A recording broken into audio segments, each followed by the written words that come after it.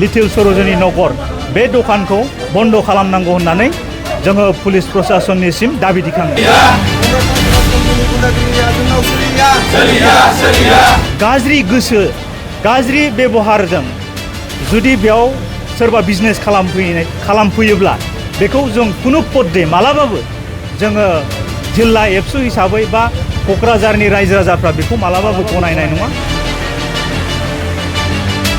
बेबायदि मिसबिहेव खालामग्रा कुनु मानसिखौ जों मालाबाबो लाय होनाय नङा।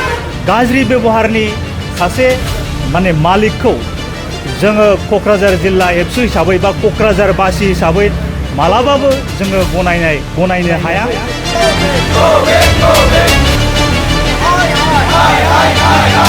साब्रै साबासो बर' आइजोफोर बेयाव खामानि मावबाय थादोंमोन। सासे आइजोआ बांसिनै बेबायदि बिथांनि मिसबिहेवखौ सहायनो हायैयाव मैया क'क्राझार पुलिस स्टेशनाव FIR होनाय जादों।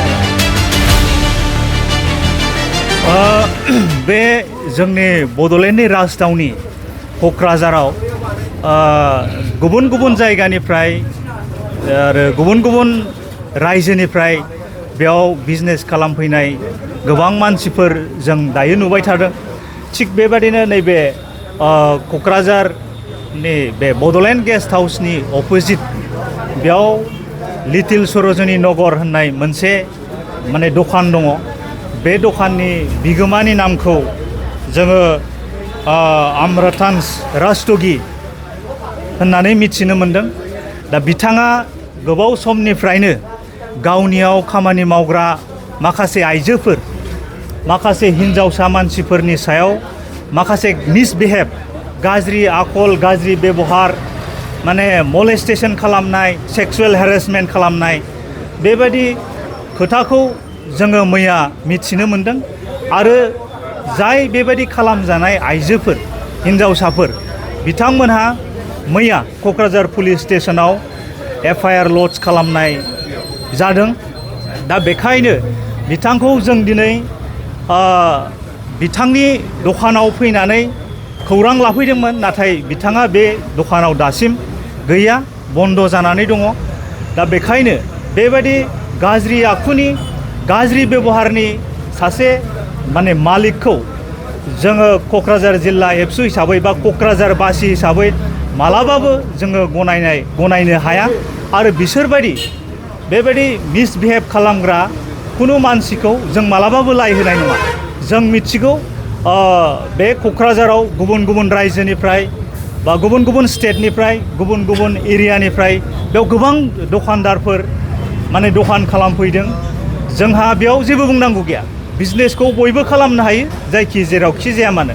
नाथाय बेबायदि गाज्रि गोसो गाज्रि बेबहारजों जुदि बेयाव सोरबा बिजनेस खालामफैयोब्ला बेखौ जों कुनु पदे मालाबाबो जोङो जिल्ला एबसु हिसाबै बा क'क्राझारनि रायजो राजाफ्रा बेखौ मालाबाबो गनायनाय नङा आरो बेखौ जों मालाबाबो लाय होनाय नङा।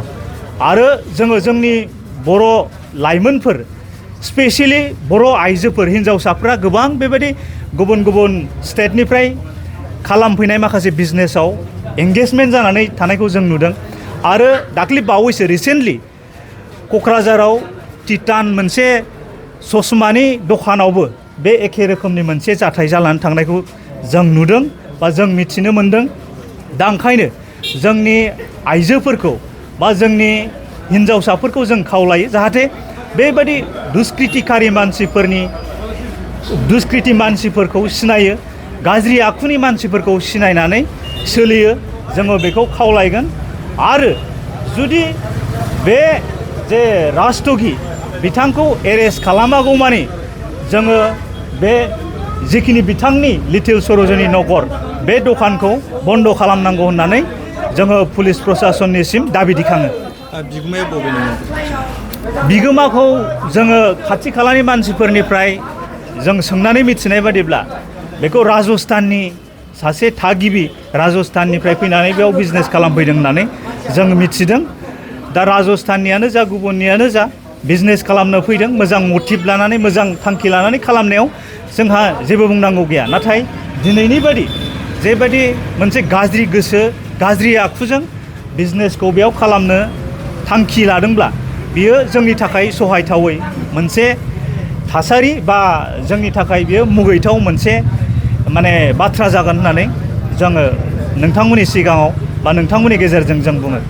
बिथाङा बर' आइजोखौ जुलि खालामदों होननानै मिथियो नामा? बिथांनि डिटेल्सखौ जों नायबिजिरदों आरो गुबुनफोरनाव जों सोंदों।